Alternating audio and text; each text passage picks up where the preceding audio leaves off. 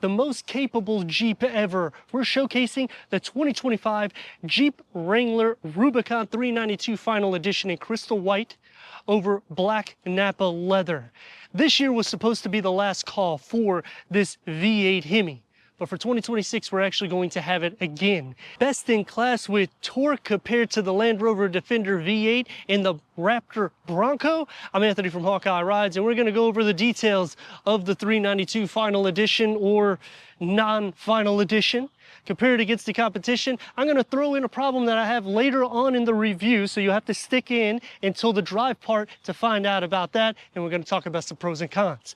The ground clearance is gonna start off with the cons, because this is the least in class compared to the Land Rover and the Raptor Bronco. 11.6 inches, but fording through water at 34 inches, which is only 1.2 inches less than the Land Rover Defender V8, and you're getting a savings, because this is under $100,000. Now, we did add the custom preferred package that has that Sky One Touch Power convertible top, which is also removable soft top. Sticker price did increase to just a touch over 100 grand. The 7-slot grille, this was reworked. It incorporates the off-road camera, which is your front camera right here, that integrates into your LED headlights at daytime runnings. And the fenders do flare out. The hood, it's gonna have the scoop. This also has the functional hydro guide air intake. This system funnels cool, clean air into the V8 engine while driving through deep water, snow, or mud. How it works is there's a multi-level ducting system. That's gonna separate the water from the incoming air. It's gonna drain from the hood, ensuring the engine runs clean, and it can discharge up to 15 gallons per minute, which is pretty darn crazy. And there's a secondary air path, which if the main scoop becomes blocked with debris, the engine can still receive air and reach top speeds. With the standard Warren wrench, recovery hooks are going to be in bronze, and you have a total of 5 skid plates underneath, so it covers up all the goodies. When you're looking at this compared to the Raptor Bronco, it doesn't look like they did any Botox or any makeup. It's literally a Wrangler with updates that make this more capable. House underneath the hood is truly what's special, because it's that 6.4 liter V8 SRT Hemi, and that produces 470 horsepower and 470 pound-feet of torque. This is getting a 0 to 60 at 4.5 seconds. Now, it's gonna achieve 13 mpgs for the city and 16 for the highway, but who cares? This is literally faster than sports cars. This has 3rd generation heavy duty Dana 44 front axle with an M220 wide full floating rear axle. That's a 4.56 rear axle ratio with true lock rear axle and true lock front axle, and 17-inch by 8-inch bronze beadlock capable wheels. That's a 315/70 on all 4 corners. And going back to competition, the Land Rover Defender V8, that's gonna have more horsepower. This has more torque. Going against the Bronco Raptor, more horsepower and torque over here. This is a V8, that's a twin turbo V6. That's paired with a 10-speed automatic transmission on Ford.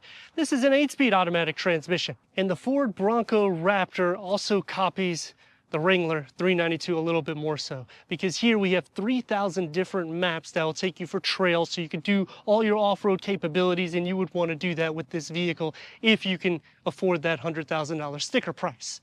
Whereas when you go into the Bronco, it has about 1,000 maps. And yeah, the Dodge Durango SRT has more horsepower than this, but this is lighter weight. They had to make this 4 doors in order to keep it planted. Otherwise, the vehicle would lift up. That's how much power you have with the 392. Now, it's not the best in class with towing and payload, because you're at 3,500 pounds. That to me is a con, because it should be more like a 5,000 pounds. And payload is roughly 1,100 to 1,200 pounds. The lower gets the quad exhaust tips, reverse parking sensors, a reverse camera. A con that comes into play though is you have to pay extra for a 360-degree reverse camera. I mean, we got a trail camera. How hard is it to integrate 2 more freaking cameras at this price point? But do you think that the 392 is the best vehicle amongst the competition? Let us know in the comments. Click a like, subscribe if you haven't already. The more clicks and interactions that you do with the channel, the better it is for the algorithm, so we can bring more performance vehicles like this and everyday vehicles to the channel. Cargo, you can only open it one way, and that's the way a Jeep is. 392. This is what we have, all American. It's built in Ohio, it's developed in Michigan, and it tells you all the information here that we've already went over. This opens up and it goes into 27.7 cubic feet of storage. We got the Alpine stereo system, so you got the base here with a 12 volt. Underneath the floor, I mean, you get a little bit of storage, it's better than nothing, and I like how everything here is identified, because if you need to fix anything, it's all labeled. Unfortunately, to split fold the rear bench to maximize the cargo capacity, you will have to go back here to do so. You'll pull the lever, and it'll fold down at a 40-20-40 split, and that increases cargo to 67.4 cubic feet of storage. But this is a V8 6.4 liter. We need to go inside, start it up, so you can hear that exhaust note.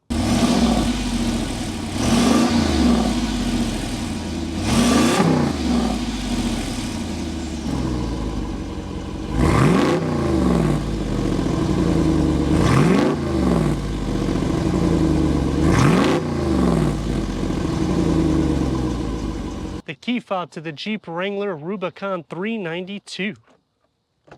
12-way power seat adjustment for the front. Heated front seats is standard.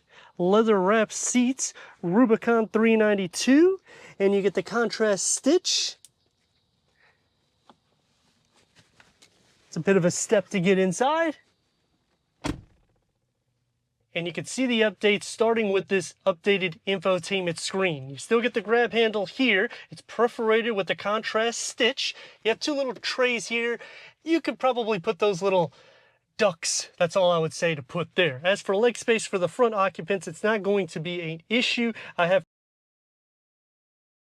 it's not really a driver-focused setup. Plus, look at the charging ports that you got on the passenger side alone. 2 USB ports and a 12 volt. That's how you operate the windows. Let's fire it up.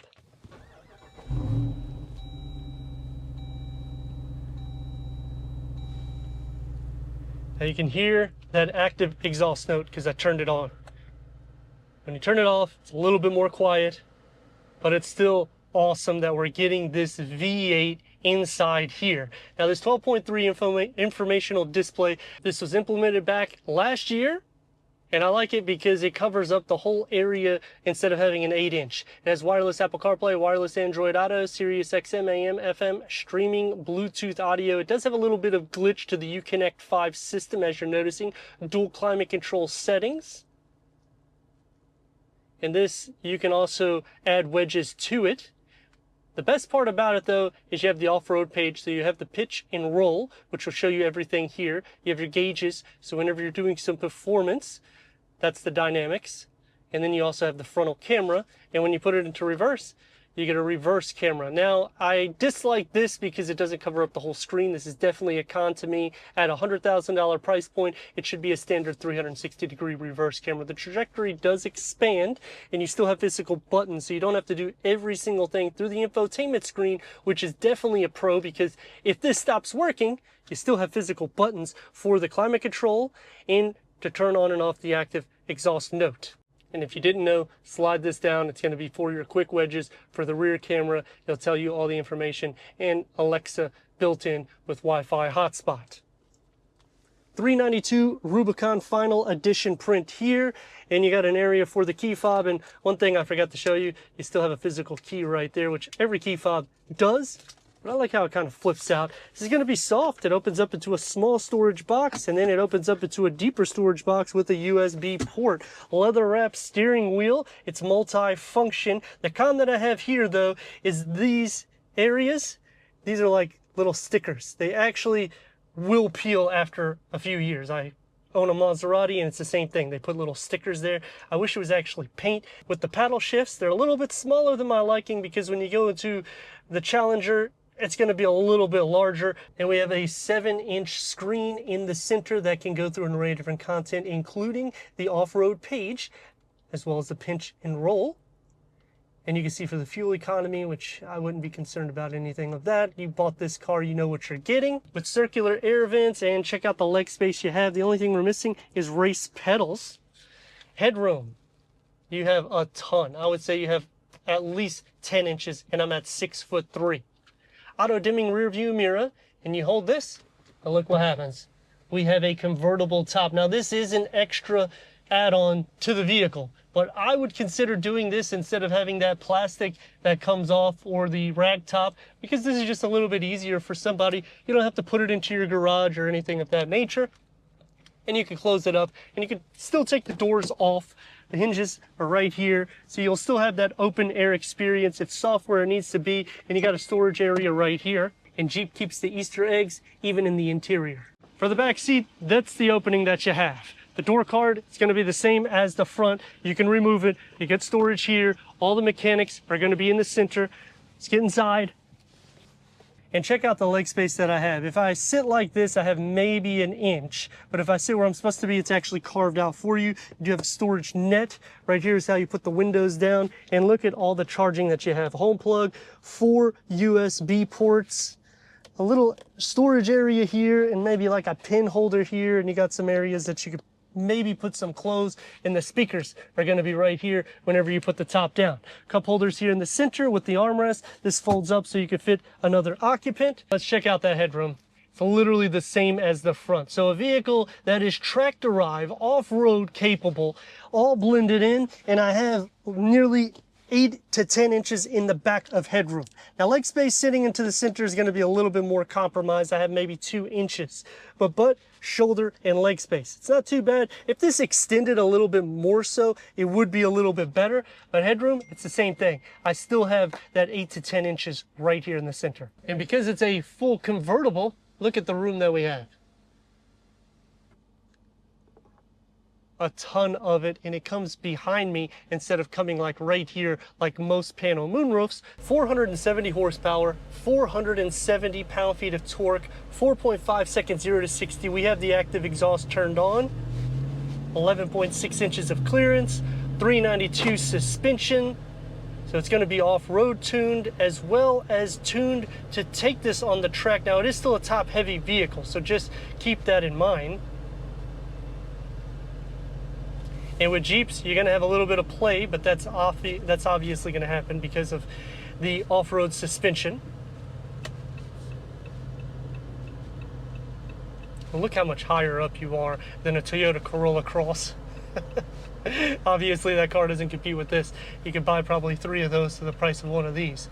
But the interior seats, they're very comfortable. You get the Napa leather. Final call, which...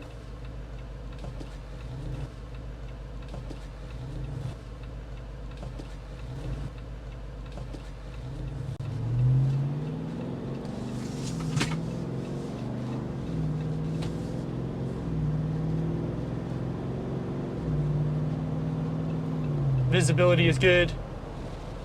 You get that exhaust note that is just mind-blowing. Almost sounds like bass coming into the interior.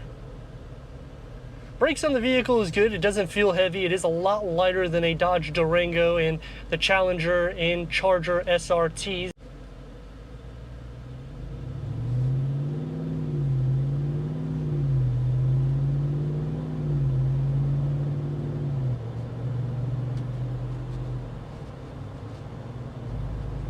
Sound deadening was improved because we have acoustic side windows as well as the front windscreen. The carpets are a little bit thicker.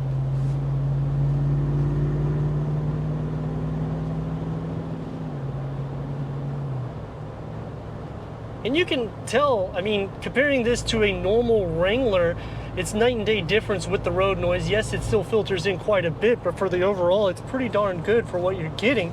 Taking me into some pros and cons. The pros is it's comfortable, everyday vehicle if you can afford 13 to 16 MPGs. The cons to the vehicle is the Uconnect 5 is still glitchy, as you saw in the interior part of the review. The gauge cluster, it's not as intuitive as some of the competition. I like that we have physical buttons, but then there's not a lot of storage, and taking this off-road, you would want to have drinks, and they don't provide enough storage for it. Turn radius at a stop point is going to be a little bit longer than I wanted, about 2 lanes. Let's rock and roll.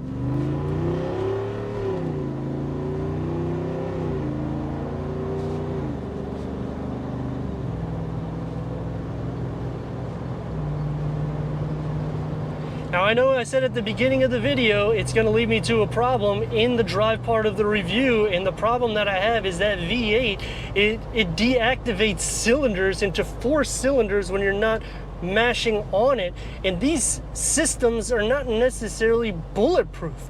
They do the same thing with a lot of companies, and typically what happens is catastrophic problems. I mean, cylinders end up blowing up, or the pistons just pop because it goes from a 4-cylinder to a V8 all of a sudden because of the way you push the pedal. I just wish that it was a actual true V8 without that system. Everything else about the drive is awesome. I mean, you have the soundtrack. It's smooth to drive, even with these upgraded wheels, and this is standard wheels, by the way, no upgrades at all, except for this convertible top that we have. And like I was saying, the steering will be light, but that's also because it's tuned for off-roading capabilities. Turning the active exhaust note off, night and day difference of a drive. But once you hit a certain RPM, it will automatically activate that exhaust anyways. So either way you go, you're gonna have that adrenaline driving this vehicle. Sadly, this is something that people will end up just taking to a grocery store and not really using it that much. But it's definitely a great everyday vehicle. And for performance,